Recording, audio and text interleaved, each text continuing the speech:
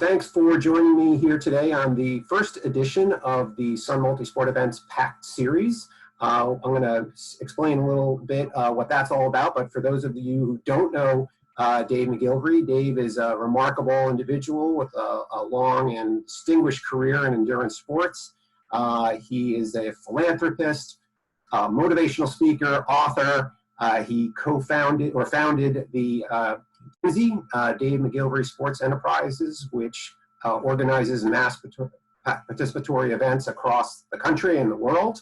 And he's also been with the Boston Marathon. He was technical director, named technical director in 1986, subsequently named race director of the Boston Marathon, which he's been at the helm of since 2000. So Dave, thanks again for joining me today. Mark, thank you. And you should be my agent. You know my background so well. Well, you for this. Well, you've been kind enough to be at enough race meetings. I'm kind of getting that intro down. Right.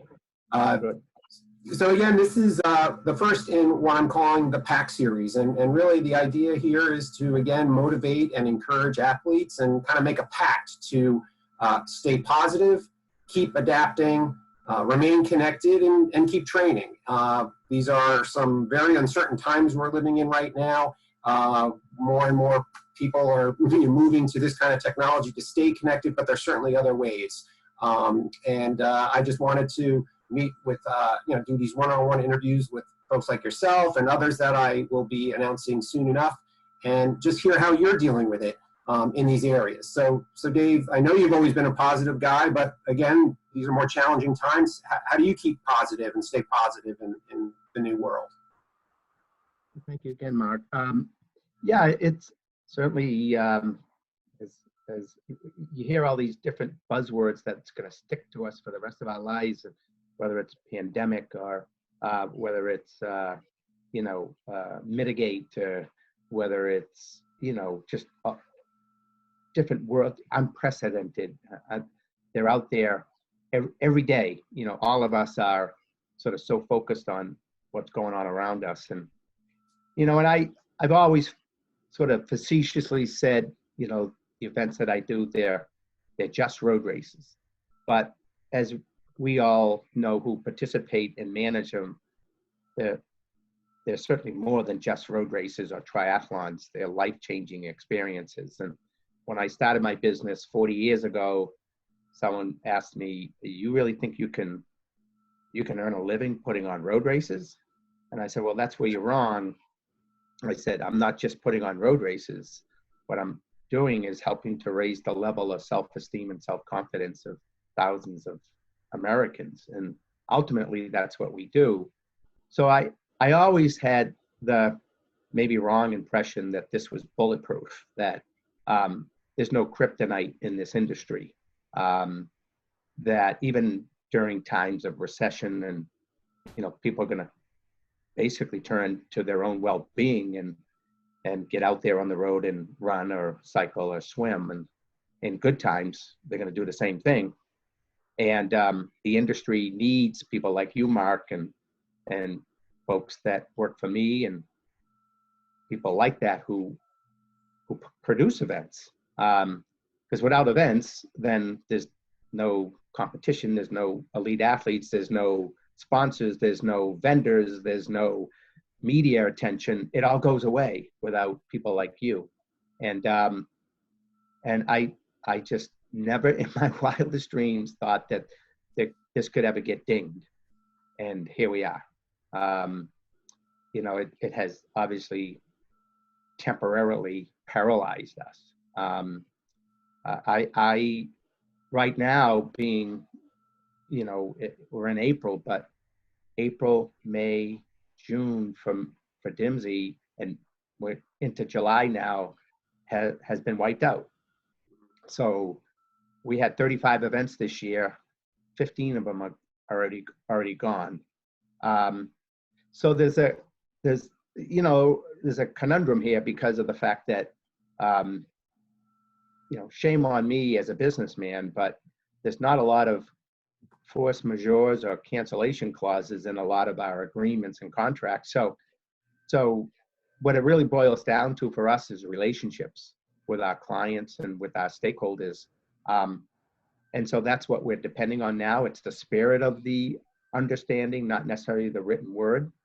So, we're constantly negotiating, what do we do? What do we do? And same thing with the athlete with the race, and now it's come down to, some degree of confrontation between events and the participants because, they wrote a check and they are expecting something in return, and through no fault of their own, when that goes away, it's okay, what's the expectation?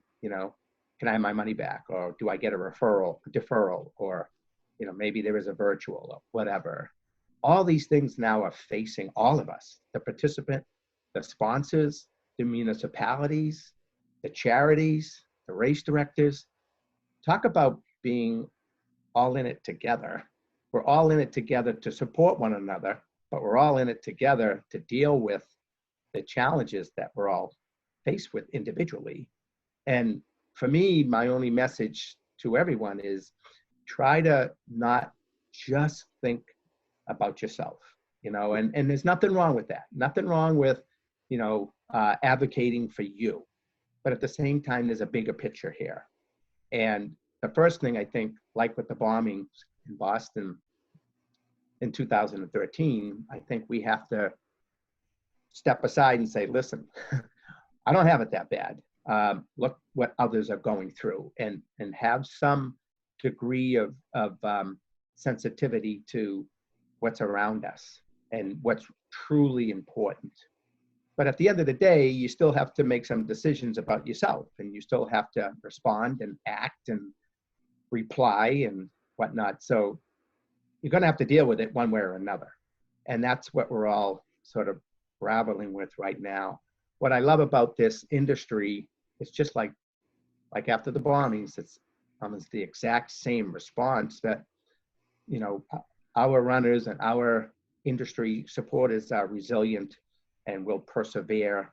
All those adjectives come out, Boston strong. And we all know we'll get through it.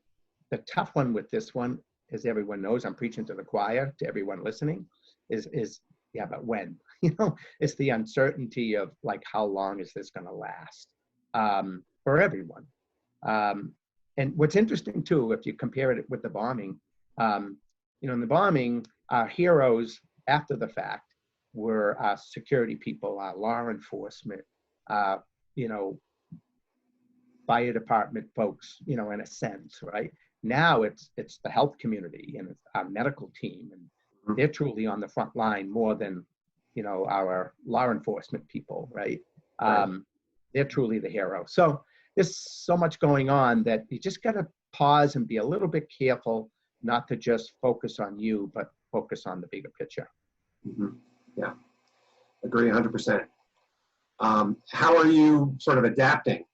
Certainly one big thing you had to adapt was changing the date of the Boston Marathon, moving it to September. So, how has that gone so far, and how are you adapting overall? Well, every event is different.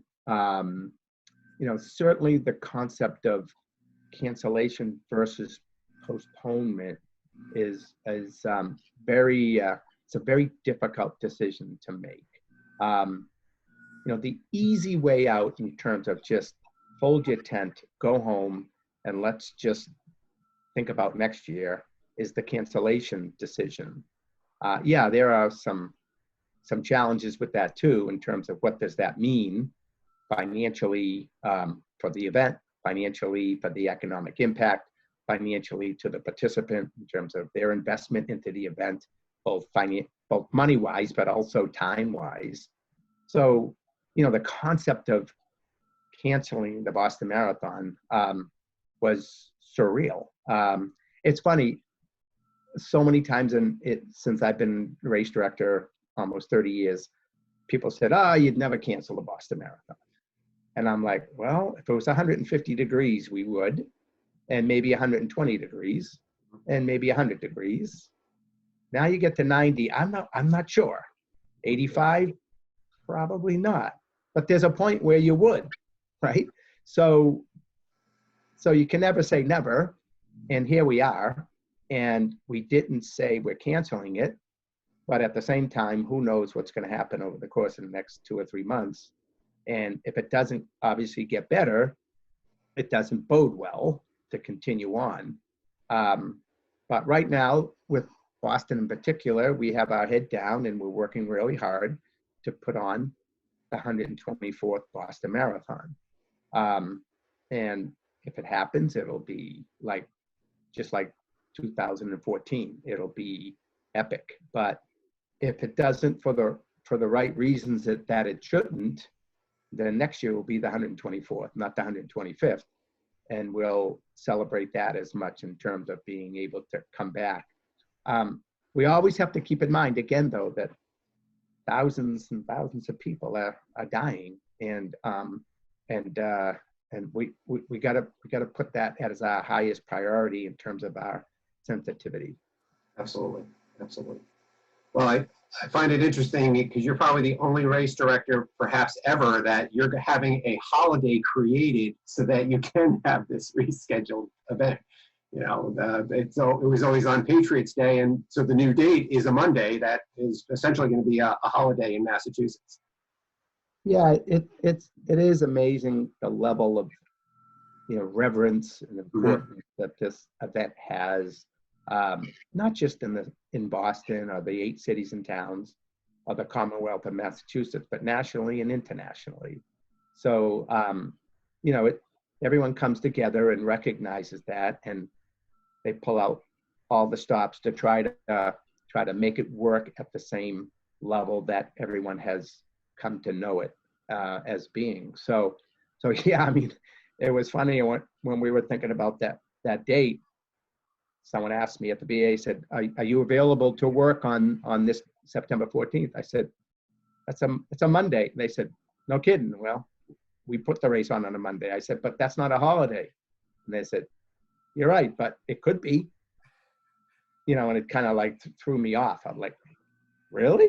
And here we are, right? So it's been declared a holiday, Marathon Monday, and we carry on. Right.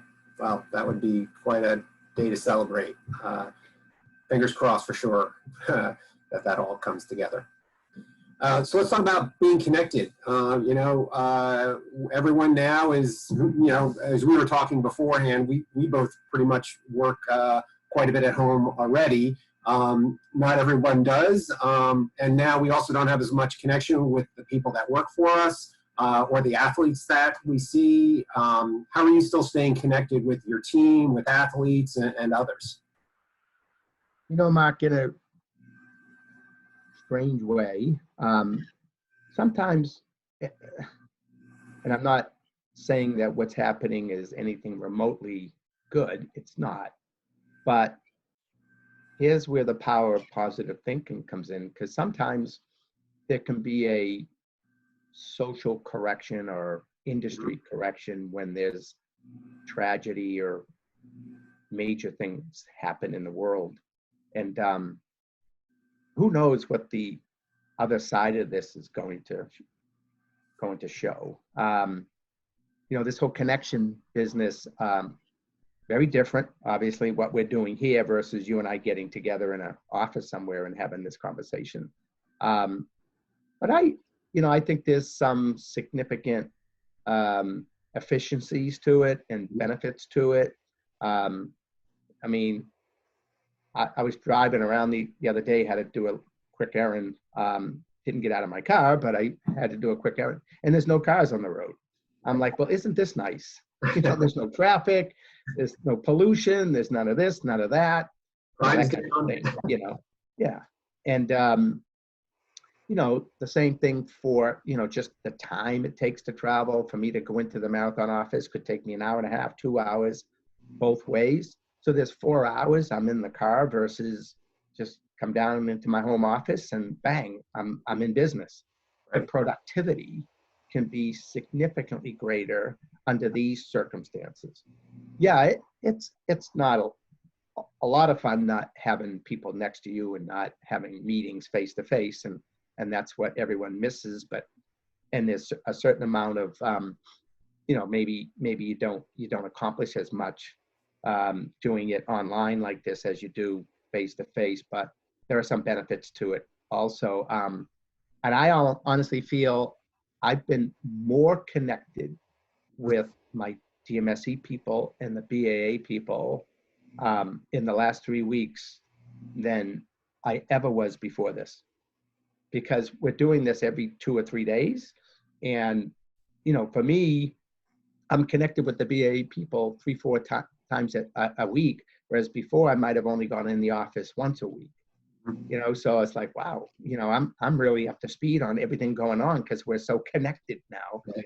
Where I felt like I wasn't as connected before because, I have the other side of my business, So 2 seconds before I dialed into this call with you, I was on with my DMSE team, and there's 9 of us, and they're spread out all over the place, but everyone's communicating and talking about what they've been up to the last couple of days. And so I think there's some benefit to it too. So from again, looking at the glass being half full versus half empty. Agreed. Yeah, I've found the same. I'm actually reconnecting with some college friends that, were doing this that hadn't done before, and before was getting together once or twice a year, with that. So yeah, I do think there's some positives. I also thought, Mark, I also think and believe in my world, family is the most important thing in my life. And now it's unfortunate that kids are stuck indoors all day type thing, but just being at home with I have 3 kids at home and my wife, and, just being around them and with them versus, they're off to school and I'm off to the office, and I might only see them a couple hours a day. Now I'm seeing them all day. I don't know about other people, but I love that just constant involvement with what's going on in my family's life. So, right. So again, there's some positive to it. Absolutely. That's a great point. So the last piece of this that I wanted to get in is training. We're all part of the endurance community, and certainly that's another part of our lives that's been impacted. You've always been such a dedicated runner, and you also have come out with this big marathon challenge. Why don't you talk about that and how you're, again, adapting your training and your exercise schedule in the new world? Well, again, lucky for me, I'm blessed and very fortunate to, own a business and be able to schedule things the way I want. That's most comfortable to me and most efficient. There's some downsides. When you own a business, you're married to it too, 24/7. That's not always a good thing, as you know. So in terms of my own, workouts, nothing really has changed much. If anything, I have a little bit more time now to do more, because it was, when I was younger, Mark, my whole life operated around my athleticism. I mean, like a lot of people out there. I mean, I was a dedicated athlete who was really serious about competing in triathlon and running, and PRs were important. Competition was important. It was all about competition. It wasn't participation. Now it's participation. I just want to get out there, but then it wasn't. And so my life revolved around my athleticism. And now, as important as running is to me and working out, it almost like my family's first, my business second, and my workout is third.